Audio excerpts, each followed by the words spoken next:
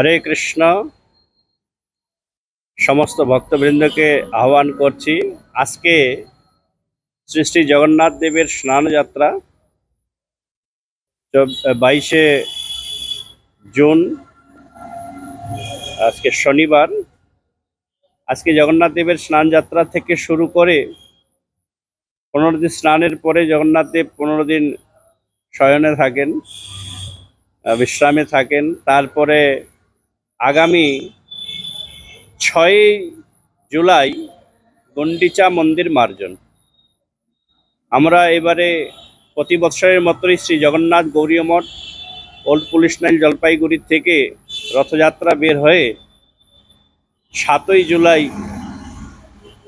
আমরা যোগমায়া কালীবাড়িতে, ওখানে গম্ভীরা গুন্ডিচা মন্দির রূপে জগন্নাথ দেব 7 দিন সেখানে বিরাজিত থাকবেন। তো আগামী 6ই জুলাই গুন্ডিচা মন্দির মার্জন আর 7ই জুলাই রথযাত্রা এবং 15ই জুলাই জগন্নাথ দেবের পুনর্যাত্রা। 15ই জুলাই জগন্নাথ দেব পুনর্যাত্রা হয়ে জগন্নাথ গৌরীয় মঠেই আগমন করবেন। আমাদের জগন্নাথ দেবের রথযাত্রার প্রস্তুতি শুরু হয়ে গেছে।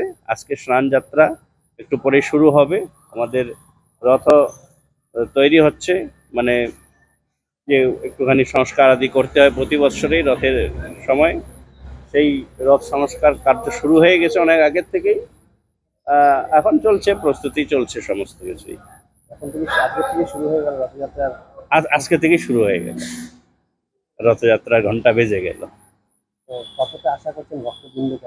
আমি পুলিশ প্রশাসন এবং অন্যান্য যাদেরকে নিমন্ত্রণ করার, সকলকে মোটামুটি নিমন্ত্রণ করা হয়ে গেছে। পুলিশ প্রশাসন আমাদেরকে আশ্বাসন দিয়েছেন প্রতি বছর যেভাবে আমাদেরকে তারা গাইড করেন, এবারেও তারা করবেন।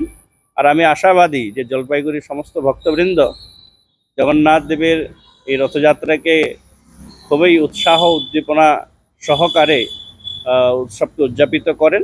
তারা সকলেই উৎসবে উপস্থিত হবেন। সমস্ত জলপাইগুড়িবাসী ভক্তবৃন্দ, জলপাইগুড়িবাসীকে আমি নিমন্ত্রণ জানাচ্ছি শ্রী জগন্নাথ গৌরীয় মঠের পক্ষ থেকে। আমার নাম পুণ্ডরিক দাস, বর্তমান শ্রী জলপাইগুড়ি গৌরীয় মঠের অধ্যক্ষ। আমার নাম পুণ্ডরিক দাস।